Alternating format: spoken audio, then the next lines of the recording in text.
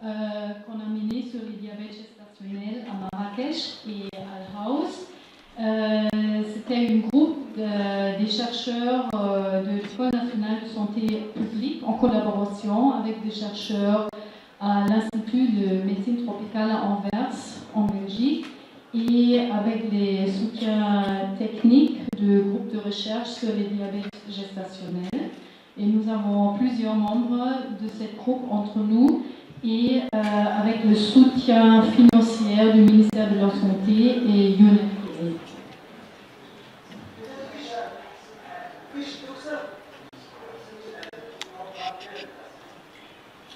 Bon, basé sur un constat qu'on a fait pendant un séminaire qu'on a mené à Rabat en octobre sur les diabètes gestationnels, on a vu que les connaissances de la pratique quotidienne sur la détection et la prise en charge du diabète gestationnel, surtout au niveau primaire, sont très limitées. Et c'est pourquoi on a décidé de faire cette analyse de la situation qui a comme objectif de décrire la situation actuelle, identifier les problèmes liés au dépistage et prise en charge, mais aussi d'explorer les connaissances et les pratiques des prestataires qui travaillent dans les différentes structures de santé sur les diabètes gestationnels et de savoir quelles informations est-ce que les femmes qui consultent une consultation prénatale reçoivent sur les diabètes gestationnels. Basé sur les résultats,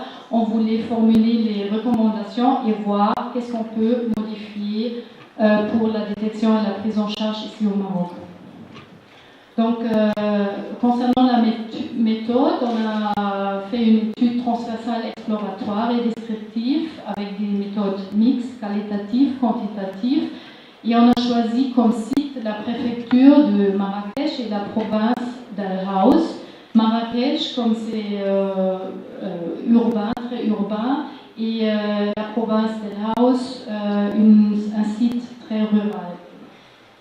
Donc, vous voyez ici toutes les données qu'on a collectées. Vous voyez en haut, on a regardé les 20 fiches, un échantillon de 20 dossiers CPN des 15 centres de santé de tout type, CSU, centre santé urbain, centre santé rural, avec ou sans maison d'accouchement, de 3 cabinets privés. Et on a aussi fait des entretiens à la sortie dans chaque structure avec 5 femmes à la CPN. En même temps, on a regardé, analysé la disponibilité de l'équipement, les médicaments pour la prise en charge du diabète gestationnel. Et on a collecté quelques données de base, nombre de personnel par exemple.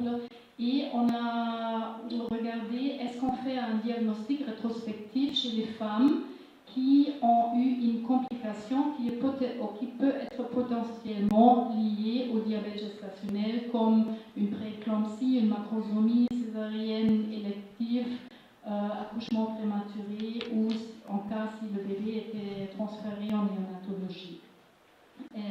On a aussi analysé les connaissances pratiques de 112 agents de santé qui travaillent dans les maternités des différentes structures. On a mené 5 focus groups avec des femmes enceintes et on a mené des entretiens avec des acteurs clés au niveau national, régional et local. Bon, donc on a beaucoup de résultats, on ne peut pas tout présenter aujourd'hui, donc on a un peu arrangé les résultats selon les thématiques et on commence avec la détection. Bon, concernant les connaissances pratiques des prestataires, quels tests ils utilisent pour les dépistages, la majorité, 96%, on utilise la glycémie à jeun pour le dépistage. Et 43% ont dit oui, il faut faire un prélèvement veineux. On a demandé les prestataires quand il faut dépister les femmes pour le diabète gestationnel et vous voyez ici que la majorité, plus de 50%, presque 60%, ont dit au deuxième trimestre et entre 24 et 28 semaines d'aménorrhée. Mais quand même, la réalité c'est différent parce que selon l'information d'un responsable de programme, la glycémie à jeun est demandée systématiquement à toutes les femmes qui se sont présentées au cours de leur grossesse au niveau d'une structure de soins pendant la première consultation, si la femme se présente pendant le premier trimestre. Et ça, c'est la réalité. On fait la glycémie à jeun, normalement, au premier contact avec la femme. On a demandé les prestataires qui il faut dépister pour le diabète gestationnel et la plupart, 70%, ont dit qu'il faut dépister toutes les femmes enceintes.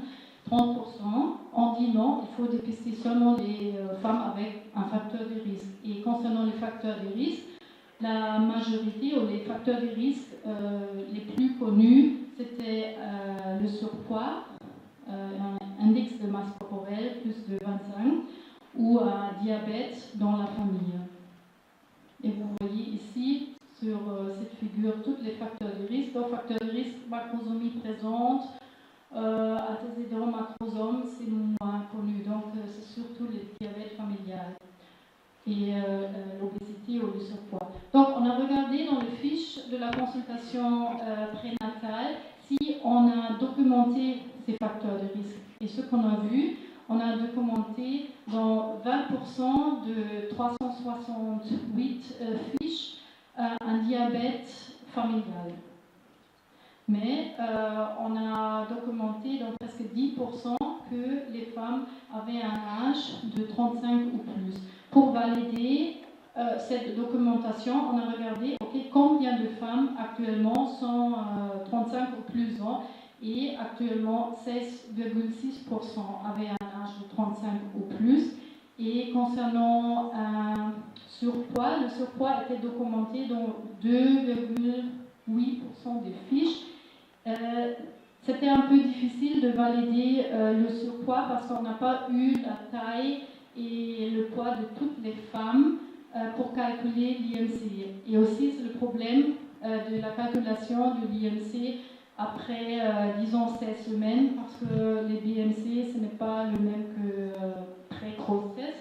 Donc, on a pris les informations des femmes avant 16 semaines de 101 femmes. Et de ces 101 femmes, on a eu la taille et le poids avant dans la fiche CPN. Et on a trouvé que déjà 53% des femmes avaient un surpoids, avaient un IMC de 25 ou plus. Donc on pense que c'est sous-reporté, sous-documenté les facteurs de risque sur les fiches CPN. Donc, et ça correspond à ce qu'un médecin nous a dit. Il a dit, pour nous, médecins, c'est encore difficile d'avoir le réflexe de chercher le diabète. Si la patiente est bien portante, jeune, on ne cherche pas le diabète, ce n'est pas dans notre culture. Ce n'est pas encore dans notre culture. Ok, donc dans les fiches CPN, on a regardé, dans combien de fiches CPN une glycémie à jeun était recommandée, dans combien de fiches une glycémie à jeun était faite et indiquée comme fait, et dans combien de fiches on avait une valeur d'une glycémie à jeun. Et vous voyez, une glycémie à jeun était recommandée dans 85% des fiches. C'était fait ou indiqué comme fait dans 62% des fiches. Et on a eu, de ce 62%, on a eu des résultats dans 72% des fiches. Ça veut dire qu'on a eu des résultats dans 45% de toutes les 368 fiches qu'on a examinées. On a regardé s'il y a une différence entre les femmes qui ont fait une glycémie, une différence entre l'origine des femmes. Est-ce que les femmes qui vivent au milieu urbain font plus la glycémie que les femmes du niveau rural? Et on a trouvé, oui, c'est une différence. 76% des femmes urbaines ont fait une test de glycémie versus 52% des femmes du milieu rural seulement. Et est-ce que ça nous montre peut-être qu'il y a un problème d'accès au test ou est-ce que c'est un problème de temps d'attente pour avoir un rendez-vous au niveau du laboratoire pour faire un test pour une glycémie à jeun.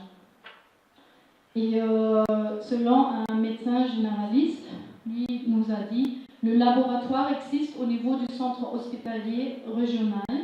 Eux, ils ont une organisation particulière parce qu'ils travaillent sur rendez-vous. Ça, c'est un problème. Donc, ils ont une quota de femmes qui font bénéficier de ces examens. Ils ne peuvent pas répondre à tous les besoins, ce qui fait qu'il y a un délai qui retentit sur les délais d'examen de ce dépistage. Donc, normalement, les femmes vont au centre de santé primaire et pour les bilans qui incluent une glycémie à jeun, ils ont envoyé au laboratoire public. Mais au laboratoire public, ils doivent attendre un rendez-vous. Et un autre médecin nous a dit normalement minimum 2 semaines pour le bilan, 1 semaine, 2 semaines. L'échographie, c'est plus, c'est 3 semaines, 1 mois pour le rendez-vous. Les femmes le font, dans la grande partie, elles le font, mais la plupart d'entre elles préfèrent ne pas attendre le rendez-vous, elles vont au privé. Donc, on perd beaucoup de femmes au niveau public parce qu'elles disent je ne vais pas attendre, je vais directement au privé. Et souvent, le privé est toujours payant. Et une femme supporte ça parce qu'elle a dit tu dois aller rester toute la journée, depuis le matin jusqu'au soir. Il vaut mieux payer et aller au privé parce qu'ils ont un accès meilleur au privé.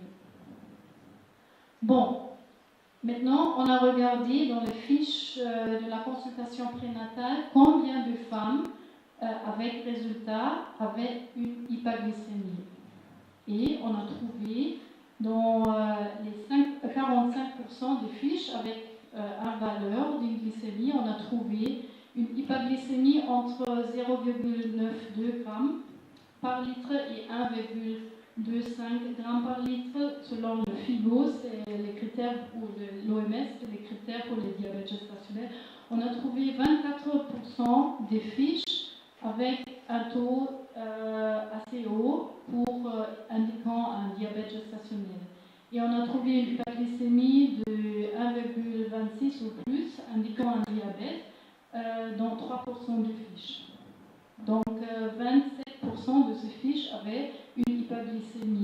Et de toutes les fiches, ça fait un taux de 12,3%. Bon, on n'a pas trouvé de différence significative entre femmes d'origine rurale et urbaine, entre les femmes avec différents niveaux d'éducation, différents âges, différents GCT. Mais il faut être prudent concernant la validité. On a fait une analyse rétrospective des carnets et bien que c'était indiqué dans la majorité des carnets, c'était une glycémie à jeun. Est-ce que nous sommes sûrs que le prélèvement était vraiment à jeun? Parce qu'il y a beaucoup de femmes qui ont un trajet très long pour aller au laboratoire. Et une laborantine nous a dit on a un problème de zones qui sont très loin. Les femmes sortent de leur maison vers 6 h du matin et elles n'arrivent à l'hôpital qu'à 11 h, 11 h30 midi. Est-ce qu'on est sûr qu'à 7 h, les femmes sont toujours à jeun? On ne sait pas. On écrit à jeun, mais on n'est pas tellement sûr. Ok, ça c'était la détection du diabète gestationnel. Maintenant, on continue avec la prise en charge et les suivis des femmes. Donc, concernant les informations, on a reçu par les prestataires de soins, 80,5% ont dit qu'ils réfèrent les femmes avec un diabète gestationnel. Et ils réfèrent aux spécialistes. 54% ont dit qu'ils réfèrent soit chez les gynécologues, mais la plupart réfèrent chez l'endocrinologue. Les sages-femmes ou les infirmières réfèrent directement au médecin généraliste au niveau du centre de santé primaire qui, après, réfère aussi chez le spécialiste ou à l'hôpital de référence. Et on a trouvé presque la même information dans les fiches de CPN. La prise en charge de 18 cas des femmes avec un diabète gestationnel. On a trouvé que dans les fiches, c'était documenté que 40% étaient référés chez un spécialiste. Dans 30% des fiches, c'était écrit qu'ils reçoivent un traitement médicamenteux avec insuline dans la plupart des femmes.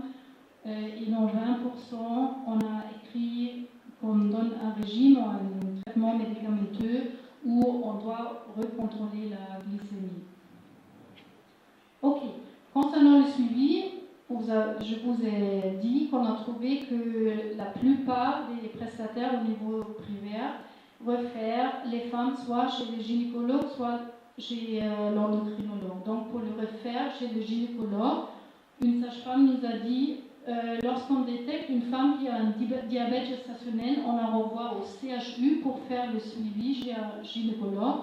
Elle prend un rendez-vous là-bas pour une consultation chez un gynéco qui la voit et qui lui donne un traitement. Après, il y a deux cas. Soit la femme retourne chez nous au niveau du centre de santé et elle continue le suivi avec nous et en même temps elle prend les rendez-vous chez le gynéco, ou soit la femme ne revient jamais chez nous et continue ses rendez-vous avec le gynéco au niveau du CHU et on ne sait pas le devenir de la femme. Donc, on perd la femme au niveau du centre de santé dans ces cas.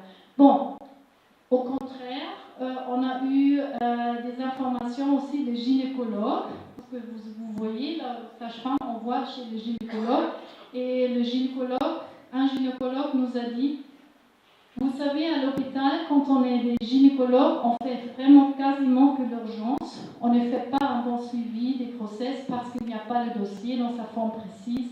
Il n'y a rien. Franchement, il faut le dire. Souvent, on reçoit les femmes en catastrophe au moment de la garde. Mais même celles qu'on a l'occasion de dépister auparavant, on n'a pas le temps d'avoir un bon rapport avec la patiente pour pouvoir faire l'éducation, pour expliquer la situation ou pour expliquer les conséquences à long terme du diabète gestationnel. Donc, il y a aussi l'information qu'on envoie les femmes chez l'endocrinologue. Je ne vais pas lire le verbatim. C'est un responsable du programme qui dit vraiment il faut de toute façon envoyer chez l'endocrinologue, souvent chez l'endocrinologue privé. Mais le médecin généraliste nous a dit pour un rendez-vous chez les endocrinologues, il faut compter au minimum 3 semaines, 1 mois. Parce que les endocrinologues ont beaucoup de travail, n'ont pas vraiment le temps. Et il y a aussi le problème qu'un médecin généraliste nous a dit, je trouve des problèmes avec les femmes parce qu'on leur demande de suivre avec l'endocrinologue qui est à Marrakech.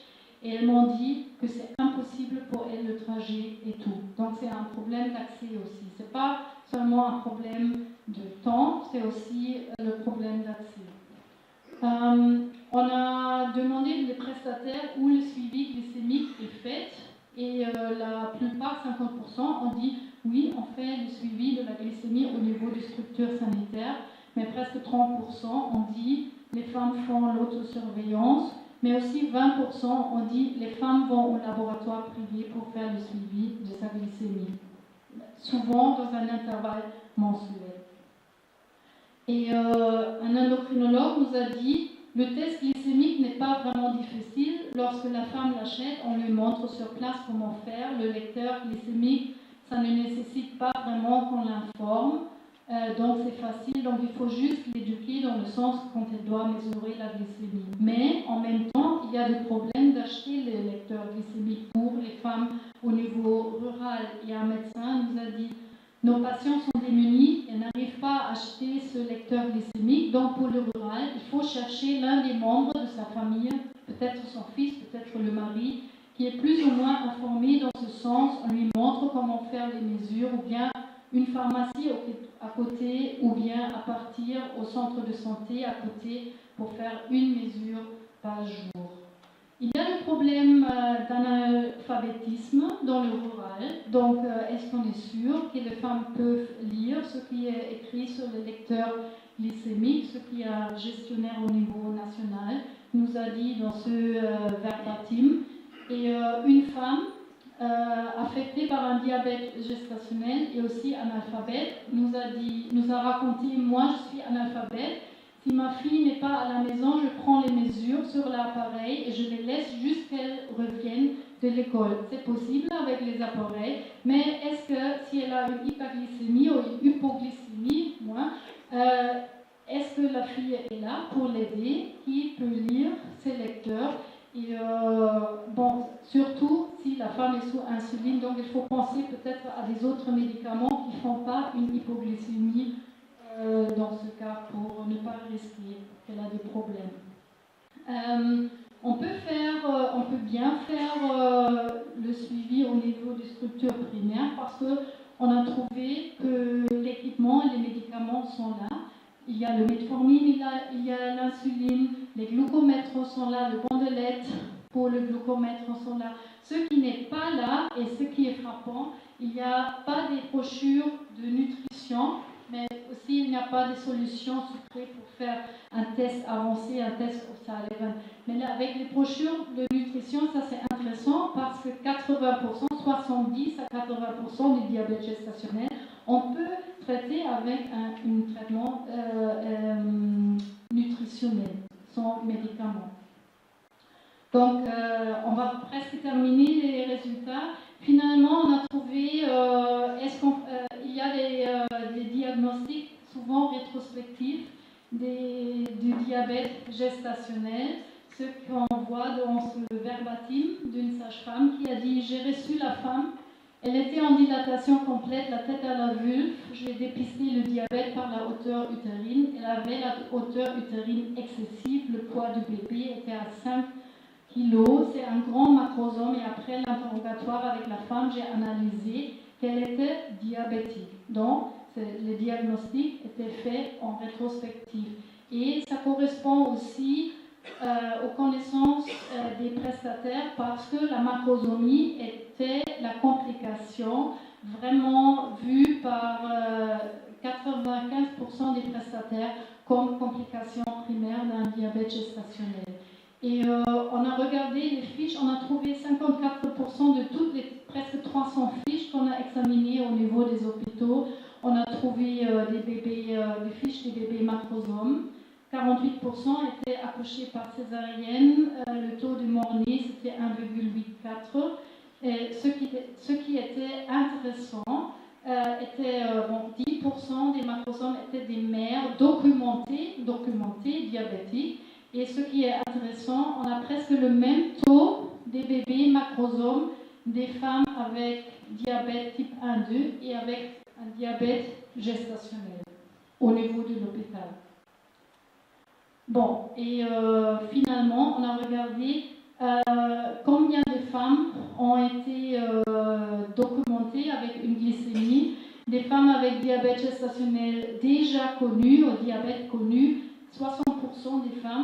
On a documenté une glycémie, mais de toutes les fiches avec des complications, on a seulement documenté une glycémie dans 20% des fiches, mais une glycémie en postpartum de la mère était seulement documentée en 2%, et on n'a pas trouvé une glycémie des nouveau-nés qui était documentée, malgré les femmes étaient en médiane hospitalisées pendant 2 jours. Ça, c'est intéressant. Donc, pour la discussion, je vais bientôt terminer. Un diabète gestationnel est souvent diagnostiqué rétrospectivement après. La femme a eu une complication. Donc, 27% des femmes à la CPN avec un résultat, donc 12% déjà, minimum de toutes les fiches qu'on a examinées, ont montré une hyperglycémie avec le limite, est-ce que c'est vraiment à jeun? Et les résultats ne vont de toute façon ne pas remplacer une étude de prévalence au niveau primaire, mais il indique déjà que le diabète gestationnel au Maroc est un problème non négligeable. Il faut vraiment voir plus dans cette matière. La discussion importante, et c'est vraiment, est-ce qu'on ne peut pas améliorer l'approche de détection suivie pour faire la modalité plus accessible au au niveau de soins primaires pour éviter les délais, mais aussi pour améliorer les suivis des femmes qui ont un diabète gestationnel. Donc, je vais terminer avec les recommandations. Ce ne sont pas notre recommandations, ce sont des recommandations des acteurs clés qu'on a interrogés. Et un médecin généraliste nous a dit il faut que les médecins généralistes soient formés. On n'a pas assez d'endocrinologues. Pour la détection, je pense c'est juste un petit peu d'information. Il y a tous les outils, il y a les bandelettes, ils font le bilan gratuitement, donc il n'y a pas de problème. Les médecins généralistes ne sont pas bien formés, mais ils ont en contact direct avec le malade, ils sont accessibles, donc c'est la première recommandation. La deuxième recommandation faite par un endocrinologue privé, c'est il est très important que les médecins généralistes, pas uniquement les endocrinologues, les gynécologues, soient plus sensibles au diabète gestationnel, mais il faut impliquer les médecins généralistes parce qu'ils constituent la cheville ouvrière du système et donc d'un diabète. Et la troisième recommandation d'un endocrinologue public, il a dit on peut faire la prise en charge la première fois au niveau du centre. Après, en cas de résistance au traitement, en cas de complications, on peut à ce moment la référer au spécialiste. Bon, c'était la présentation et je pense qu'il faut vraiment bouger sur le sujet du diabète gestationnel au Maroc. Et je vous remercie.